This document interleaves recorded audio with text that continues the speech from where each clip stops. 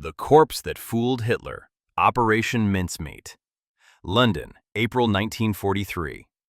In a secret underground bunker, British intelligence officers gathered around a metal table where a frozen corpse lay under a white sheet. The body belonged to Glyndŵr Michael, a homeless man who had died from rat poison weeks earlier. Today, this nameless vagrant would become the most important soldier in the entire war. British intelligence officer Ewan Montagu stared at the corpse with a gleam in his eye. He had conceived the most audacious deception plan in military history, Operation Mincemeat. The plan was insane, but brilliant.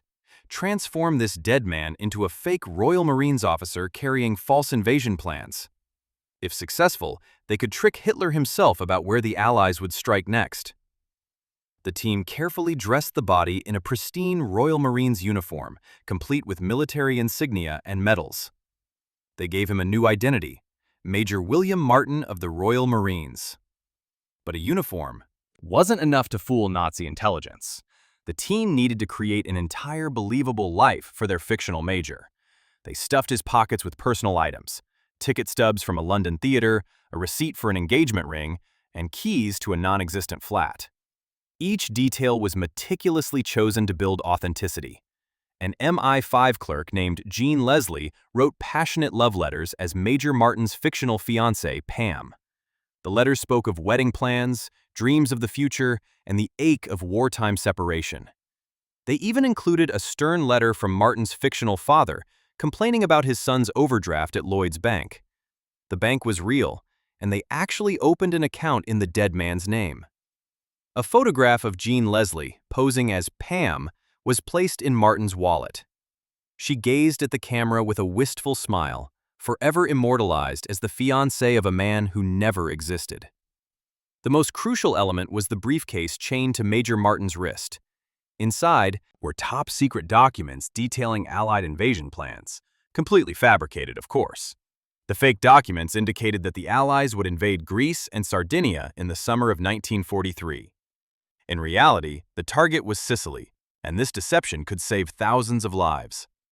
On April 30th, 1943, the British submarine HMS Seraph surfaced off the coast of Huelva, Spain. The crew brought the body of Major Martin onto the deck in the darkness. Spain was officially neutral, but everyone knew Spanish authorities often cooperated with Nazi intelligence.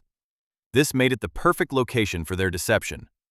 At 4:30 a.m., the submarine crew gently lowered the corpse into the cold Atlantic waters. They said a brief prayer as Major Martin floated away toward the Spanish shore. The body was discovered hours later by a Spanish fisherman named José Antonio Rey Maria. He immediately notified local authorities, just as the British had hoped. Spanish officials found the briefcase still chained to the corpse's wrist. Their curiosity was immediately aroused by the official-looking documents inside. Within days, Spanish intelligence officers secretly photographed every document before officially returning them to the British. The copies were rushed directly to German intelligence in Berlin. Adolf Hitler's intelligence chief, Wilhelm Canaris, studied the documents with intense scrutiny. Every detail checked out. The papers appeared completely authentic. Hitler himself reviewed the intelligence and became convinced the Allies would strike Greece, not Sicily. He immediately ordered massive troop redeployments away from Sicily. German forces were moved from Sicily to Greece and Sardinia. Entire panzer divisions, anti-aircraft batteries, and coastal defenses were relocated based on a dead man's briefcase. Meanwhile, in London, British codebreakers at Bletchley Park intercepted German communications. The messages confirmed Hitler had taken the bait completely. Churchill received the news with barely contained excitement. "Mincemeat swallowed whole," read the secret telegram, using the operation's code word. On July 10, 1943, Allied forces invaded Sicily with overwhelming force. They encountered far lighter resistance than expected. The Germans had been completely fooled. The invasion of Sicily succeeded beyond all expectations, with thousands of Allied lives saved. The success was due largely to a homeless man who died alone and became a hero he never knew he was. After the war, Ewan Montagu wrote a book about Operation Mincemeat, though he changed some details to protect sources. The operation remained classified for decades. In 1996, historians finally discovered the true identity of Major Martin. Glyndŵr Michael, the forgotten vagrant, had indeed changed the course of history. A gravestone in Huelva, Spain, still bears the name Major William Martin with an inscription. It reads, "Beloved son, a dear brother, dulce et decorum est pro patria mori." Sweet and fitting it is to die for one's country. But beneath that false name lies the real hero, Glyndŵr Michael, a man who had nothing in life. In death, he gave everything. The success of Operation Mincemeat inspired dozens of similar deception operations, but none would ever match the sheer audacity and perfect execution of the corpse that fooled Hitler. Intelligence officers later calculated that the deception probably shortened the war by several months. All because of meticulous planning, attention to detail, and one unclaimed body from a London morgue. Ewan Montague kept Jean Leslie's photograph, the fake Pam, on his desk for the rest of his life. He said she represented all the small human details that made impossible deceptions possible. The briefcase that Major Martin carried is now displayed in the Churchill War Rooms in London. Thousands of visitors pass it every year, unaware of the bizarre story behind it. German intelligence never discovered they'd been fooled until after the war ended. When they finally learned the truth, even hardened Nazi officers admitted grudging admiration for the operation's brilliance. Operation Mincemeat proved that in war, the most powerful weapon isn't always bombs or bullets. Sometimes it's creativity, deception, and an extraordinary attention to detail. And sometimes the greatest heroes are those who never knew they were heroes at all. Glyndŵr Michael died alone and forgotten, but his body won a battle that saved thousands of lives. The operation's success rested on one simple truth: people believe what they want to believe. The Germans wanted to know where the Allies would strike, so they believed the evidence that confirmed their hopes. Today, intelligence agencies worldwide still study Operation Mincemeat as the gold standard of deception operations. The lessons learned from one dead man in 1943 continue to shape modern espionage. In the end, Operation Mincemeat wasn't just about fooling Hitler. It was about the power of story, the importance of details, and how a well-crafted lie can be more powerful than 1,000 truths. Glyndŵr Michael's grave in Spain receives fresh flowers every year on the anniversary of Operation Mincemeat. British veterans and intelligence officers make the pilgrimage to honor the man who never wore a uniform in life, but changed history in death. The story reminds us that heroes come in unexpected forms. Sometimes they're not the soldiers on the front lines, but the forgotten souls who, through strange twists of fate, become instruments of victory. And somewhere in the archives of MI5, the original love letters from Pam to William still exist. Written by a clerk for a man who never lived, read by enemy agents who believed every word, these letters helped win a war. This is the true story of how Britain won World War II with creativity, courage, and one very special corpse. But the story of Operation Mincemeat actually began months earlier in a smoke-filled room at British Naval Intelligence. Lieutenant Commander Ian Fleming, yes, the future creator of James Bond, was present at the meeting where the idea was first proposed. The concept came from a memo called the Trout Memo, written by Admiral John Godfrey. It listed dozens of wild ideas for deceiving the enemy, comparing espionage tactics to fly fishing for trout. Idea number 28 suggested planting fake documents on a corpse and floating it where the enemy would find it. Most officers laughed at the suggestion, but Ewan Montague saw genius in the madness. The challenge was finding the right body. It needed to be a man who died from causes that could plausibly result from a plane crash at sea, like drowning or exposure. Montague contacted Coroner Bentley Purchase, who had access to unclaimed bodies in London morgues. Purchase understood the stakes and began searching for the perfect candidate. When Glyndŵr Michael's body arrived, Purchase examined it carefully. The man had died from consuming rat poison containing phosphorus, but his lungs had fluid from pneumonia, perfect for faking drowning. The team worked in absolute secrecy. Only a handful of people in all of Britain knew about Operation Mincemeat, and security was tighter than for most military operations. They stored the body in a special cooling facility, preserving it for weeks while they built Major Martin's fake identity. Every detail had to be perfect. One mistake could doom the entire operation. The love letters from Pam were masterpieces of emotional manipulation. Jean Leslie poured real feeling into them, making them so convincing that even the team members felt moved reading them. One letter mentioned Major Martin losing Pam's photograph and her playfully scolding him for it. This explained why he would carry a replacement photo, another carefully planted detail.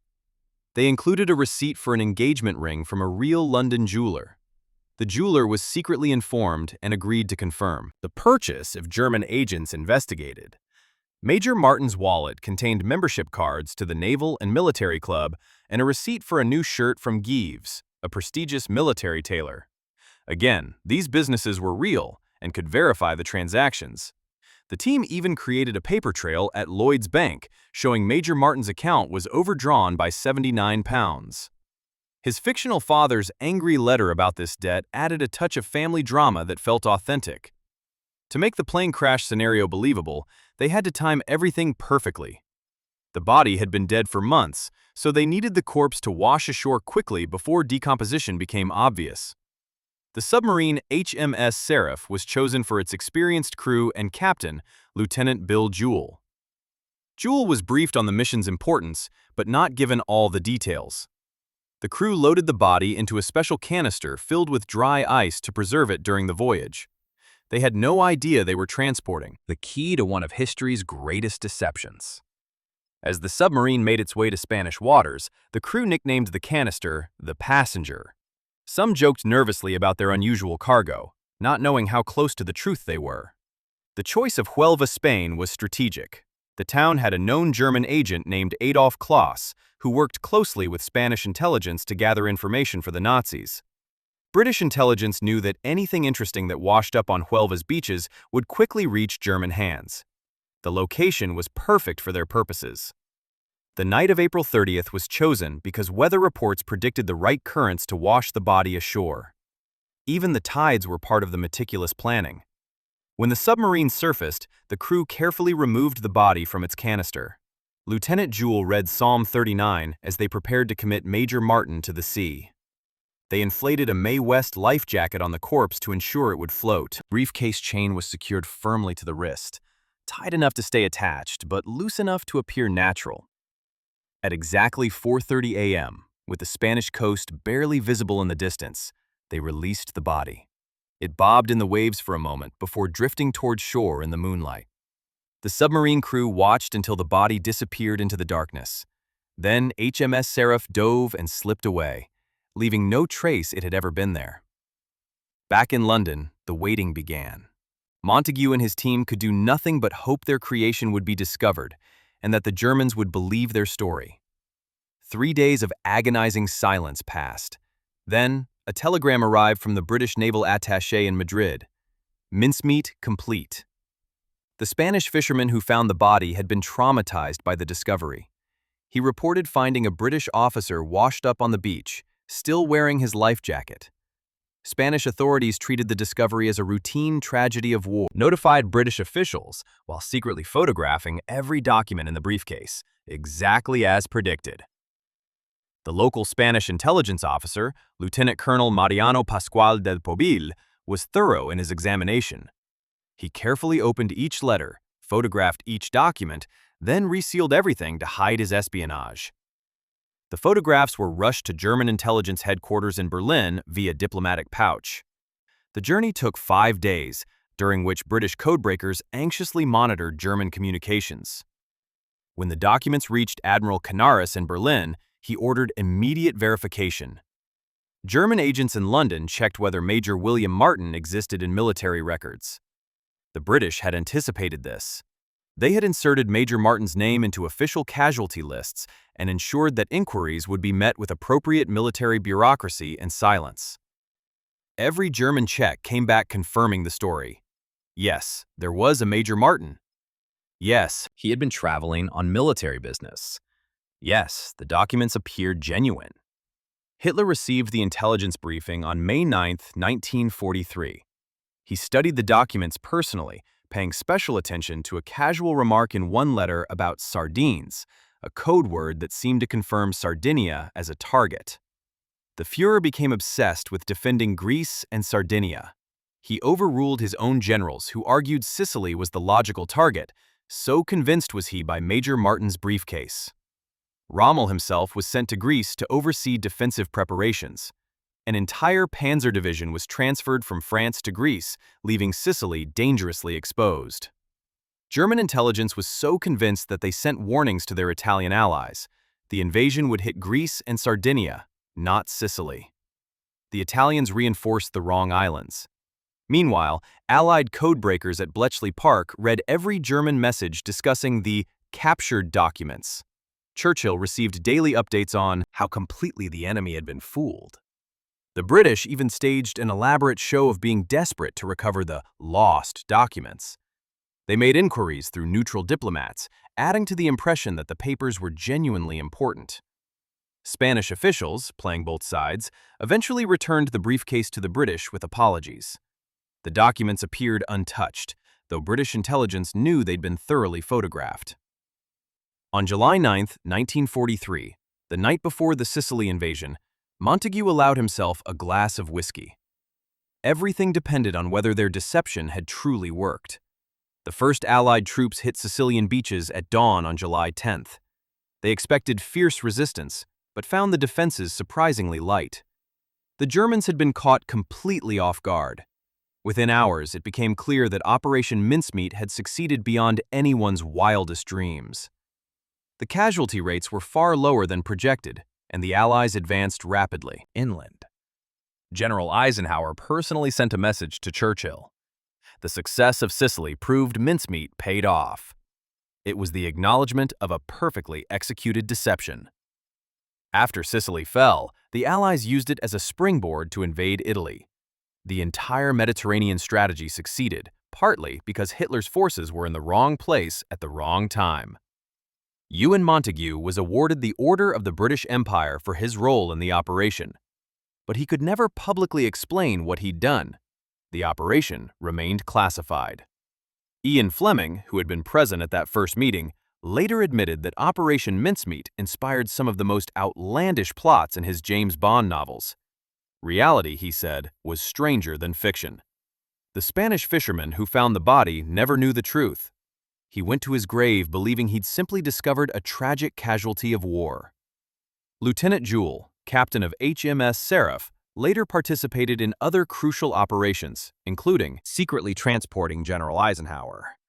But he always said Operation Mincemeat was his most important mission.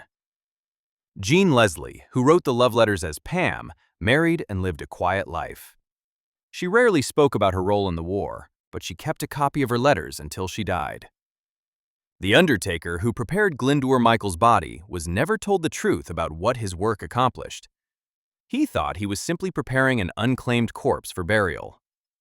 For decades after the war, the true identity of Major Martin remained a mystery. Montagu had changed details in his book to protect the man's family, though Michael had no known family to protect. When researchers finally identified Glyndŵr Michael in the 1990s, they discovered he'd been 34 years old, homeless, and desperately poor. He'd eaten rat poison, possibly in a suicide attempt, though the coroner ruled it accidental. Some historians have debated the ethics of using a man's body without consent, but others argue that Michael, who had nothing in life, achieved in death what he never could have imagined in life. He helped save thousands of lives. The grave in Huelva was maintained by the British government for decades. Local Spanish officials, not knowing the full story, simply believed they were honoring a British officer who died serving his country. In 1998, a new headstone was placed on the grave. It still bears the name William Martin, but a small plaque nearby now tells the truth about Operation Mincemeat and Glyndŵr Michael's role. Every year on April 30th, the anniversary of Operation Mincemeat, a small ceremony is held at the grave. British and Spanish officials attend, honoring both the deception and the man who made it possible. The story has inspired films, books, and countless intelligence training programs, but the most important legacy is the lives saved on those Sicilian beaches in July 1943. Operation Mincemeat proved that in warfare, the greatest victories sometimes come not from strength, but from cleverness, not from violence, but from deception, not from the powerful, but from the powerless. Glyndŵr Michael lived and died in obscurity, but his death had meaning in ways he could never have imagined, and his name, both real and false, will be remembered as long as people study the art of war and deception.